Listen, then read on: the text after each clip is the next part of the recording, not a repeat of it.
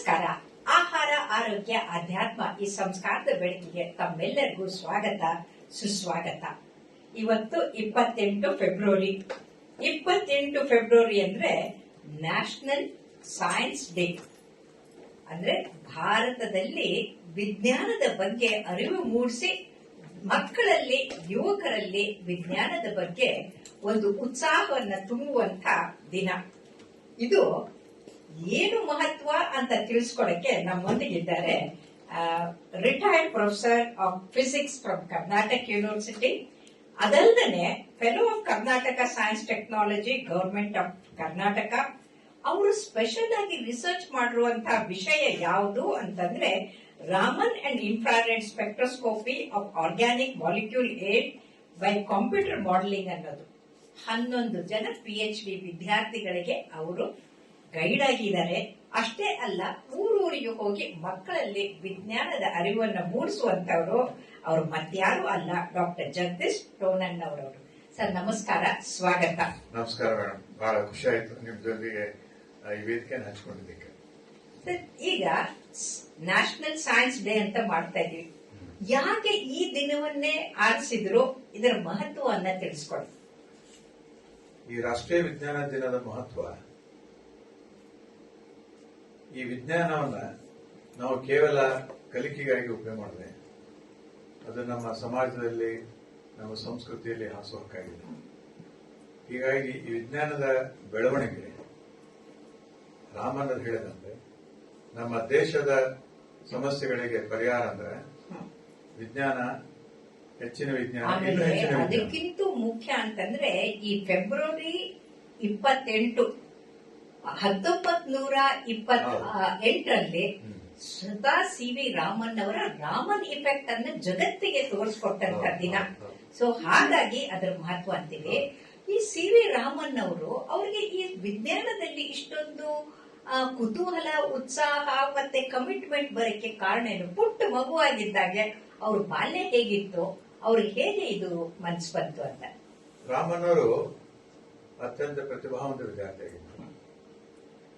ಅವರು 11 ವಯಸ್ಸಿನಲ್ಲೇ SSLCಯನ್ನ ಪಾಸ್ ಮಾಡಿ ಅವರು ಕಾಲೇಜಿಗೆ ಬಂದಾಗ ಅವರ ಶಿಕ್ಷಕರು ಇವನಿಗೆ ಏನು ಹೆಚ್ಚಿಗೆ ಹೇಳಿಕೊಡೋ ಅವಶ್ಯಕತೆ ಇಲ್ಲ, ಯಾಕೆ ಪ್ರತಿಭೆ ಇಷ್ಟೇ ಇತ್ತಲ್ಲ, ತಕ್ಷಣ ಗ್ರಹಿಕೆ ಮಾಡಿ ವಿಷಯಗಳನ್ನು ತಿಳ್ಕೊಳ್ಳೋದು ಅವರಲ್ಲಿತ್ತು. ಎರಡನೇದು, ಅವರು ಕಾಲೇಜಿನಲ್ಲಿದ್ದಾಗ ಪ್ರಯೋಗಾಲಯದಲ್ಲಿ ಹೆಚ್ಚಿನ ಸಮಯ ಕಳೆಯುತ್ತಿದ್ದರು. ಹೀಗಾಗಿ ವಿಜ್ಞಾನಕ್ಕೆ ಆಕರ್ಷಿತರಾದರು. ಆಮೇಲೆ ಅವರ 3 ಪುಸ್ತಕಗಳು ಅವರ ಮೇಲೆ ಪರಿಣಾಮ ಎಷ್ಟು ಬೀರಿದಲ್ಲ. ಒಂದು, ಗೌತಮ ಬುದ್ಧನ ಚರಿತ್ರೆ ಮತ್ತು ಅವನ ತ್ಯಾಗ.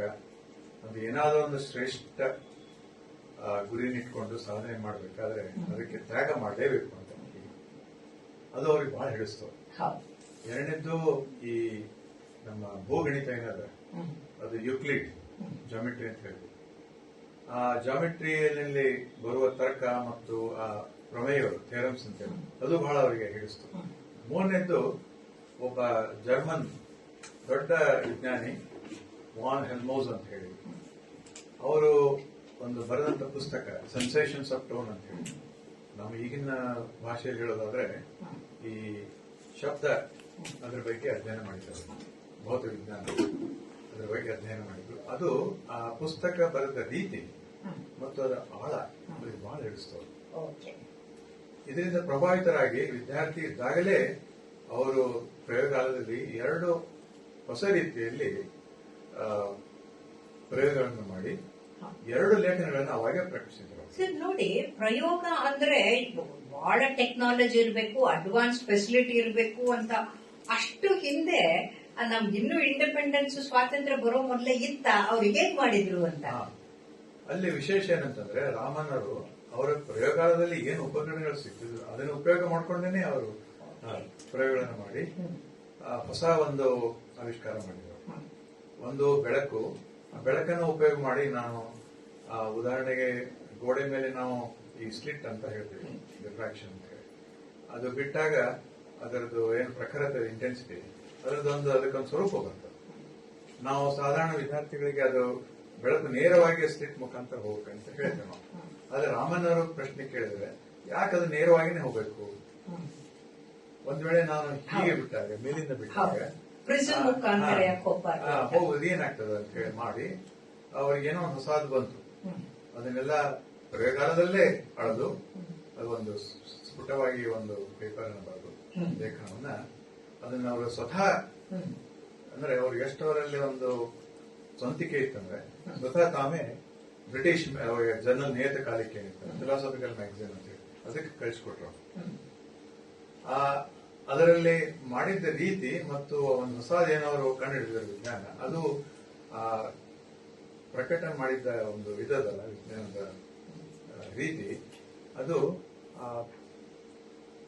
ಸಂಪಾದಕರು ಏನ ಒಬ್ಬ ವಿಜ್ಞಾನಿಗೆ ಕೇಳ್ಕೊಂಡಿದ್ರು ಈ ಲೇಖನವನ್ನು ಓದಿ ನಿಮ್ಮ ತೀರ್ಪನ್ನು ಕೊಡ್ರಿ ಅಂತ ಹೇಳಿ. ಅವರು ದೊಡ್ಡ ವಿಜ್ಞಾನಿಗಳು ಲಾರ್ಡ್ ರೇಲೆ ಅಂತ ಹೇಳಿ ಅವರಿಗೆ ಹಿಡಿದು ಅದನ್ನು ಶಿಫಾರಸು ಮಾಡಿದ್ರು.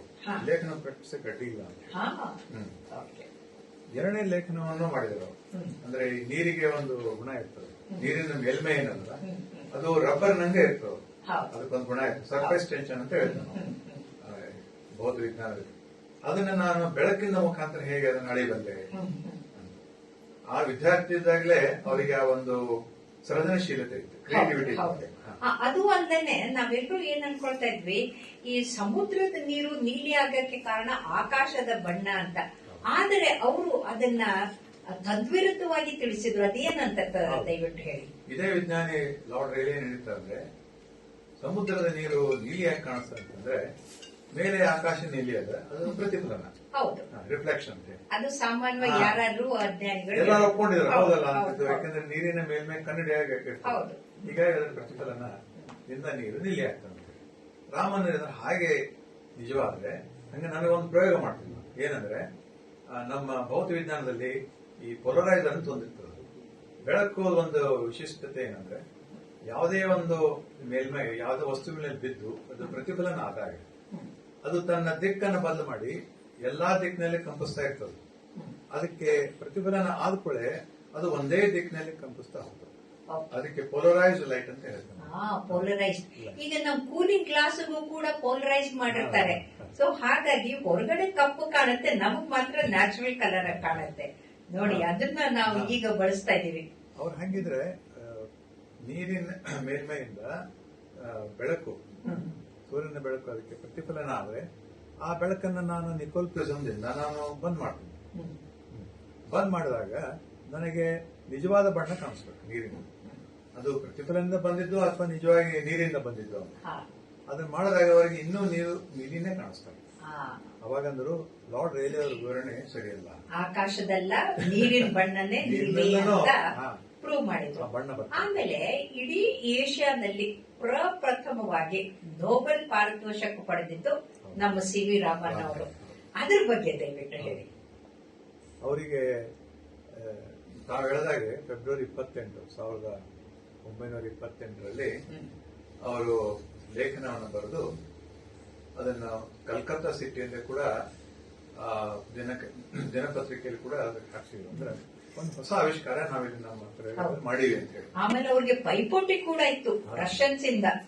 ಆದ್ರೂ ಕೂಡ ಅವರು ತಾವೇ ದೃಢವಾದ ನಂಬಿಕೆ ಇತ್ತಂದ್ರೆ ಹೊಸದೇ, ಇದೊಂದು ಹೊಸ ಪರಿಣಾಮ, ಇದು ಯಾರೂ ನೋಡಿಲ್ಲ ಅಂತ ಅದೊಂದು ಅವ್ರಿಗೆ ಧೈರ್ಯ ಇತ್ತು. ಅದನ್ನ ಮಾಡಿದ ತಕ್ಷಣ ಅದನ್ನ ಒಂದು ವಿಶೇಷ ಅಂದ್ರೆ ರಾಮನಲ್ಲಿ ಯಾವ ಹೊಸದೊಂದು ಪ್ರಯೋಗ ಮಾಡಿದ ಕೂಡ ಅದರಿಂದ ಏನಾದ್ರೂ ಹೊಸದಾಗಿ ಬಂದ ಕೂಡ ಅವರ ತಕ್ಷಣ ಅದನ್ನು ಪ್ರಕಟಣೆ ಕಳಿಸ್ತಾರೆ. ಸಮಯ ವ್ಯರ್ಥ ಮಾಡ್ತಾರೆ.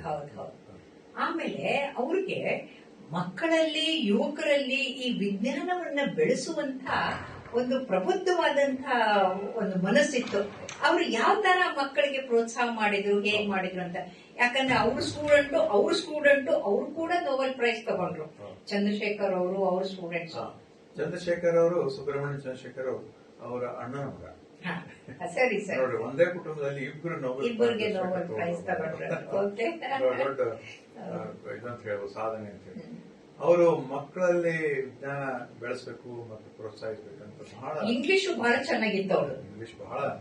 ನನ್ನ PhD professor doctor K Suryanarayana Rao ಅವರು ಆಂಧ್ರ ವಿಶ್ವವಿದ್ಯಾಲಯದಲ್ಲಿ ವಿದ್ಯಾರ್ಥಿ ಇದ್ರು 40ರಲ್ಲಿ.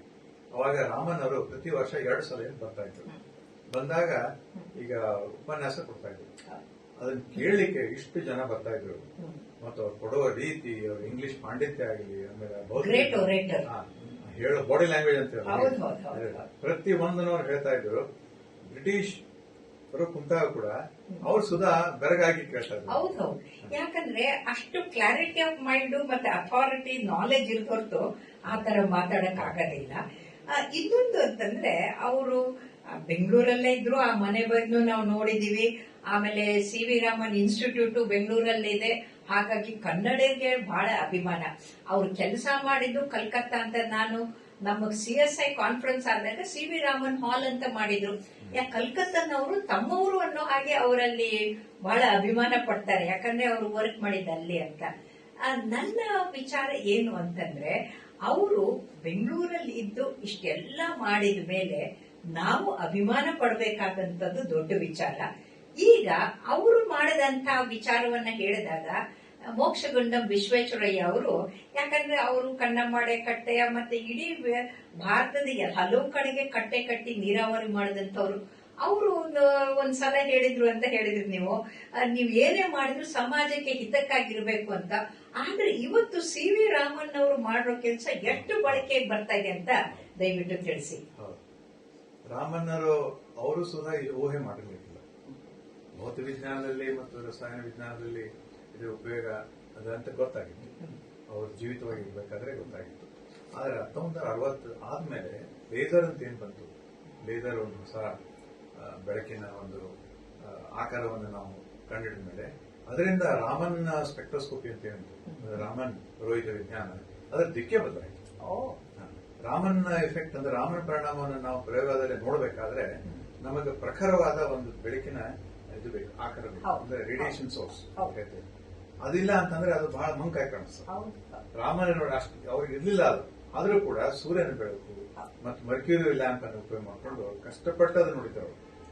ಹಾಗೆ ಲೇಸರ್ ಬಂದ್ಮೇಲೆ ಆ ರಾಮನ್ ಸ್ಪೆಕ್ಟ್ರೋಸ್ಕೋಪಿ ಅನ್ನೋದು ಮತ್ತೊಂದು ಉನ್ನತಕ್ಕೆ ಹೋಗ್ಬಿಡ್ತದೆ, ವಿಶಾಲವಾಗಿ ಬೆಳೆದದು.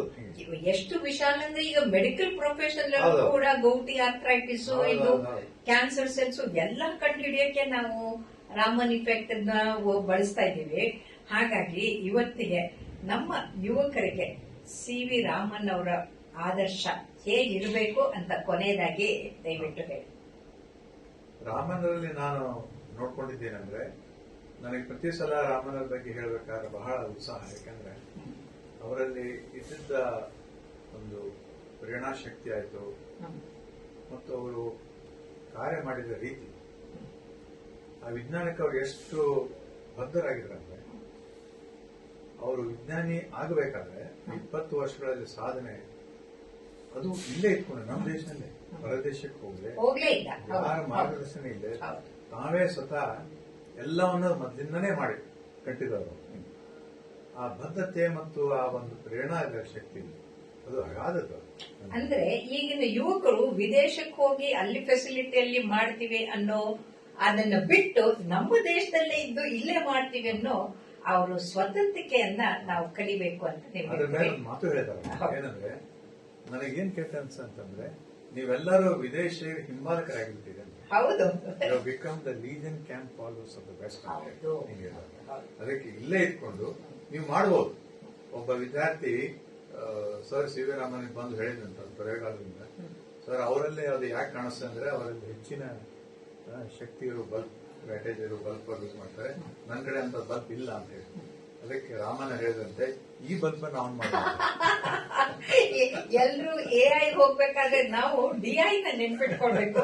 ಡಿವೈನ್ ಇಂಟೆಲಿಜೆನ್ಸ್ ಭಗವಂತ ಕೊಟ್ಟಾಗ ನಾವು ಅದನ್ನ ಬಳಸಬೇಕು ಅಂತ ಬಹಳ ಚೆನ್ನಾಗಿ ಹೇಳಿದ್ರಿ. ನಿಮ್ ಅಜ್ಜನವರು ಕೂಡ ಅವ್ರನ್ನ ಧಾರವಾಡ ಕರ್ಕೊಂಡ್ ಬಂದಿದ್ರು. ಹಾಗಾಗಿ ನಿಮ್ಮಿಂದ ಇಷ್ಟೊಂದು ವಿಷಯ ತಿಳ್ಕೊಂಡಿಕ್ಕೆ ತುಂಬಾ ತುಂಬಾ ಧನ್ಯವಾದಗಳು. ನಮಸ್ಕಾರ, ತುಂಬಾ ಧನ್ಯವಾದಗಳು ನಮಗೆ ಸಂದರ್ಶನಕ್ಕೆ ಅವಕಾಶ ಮಾಡಿಕೊಡಿ.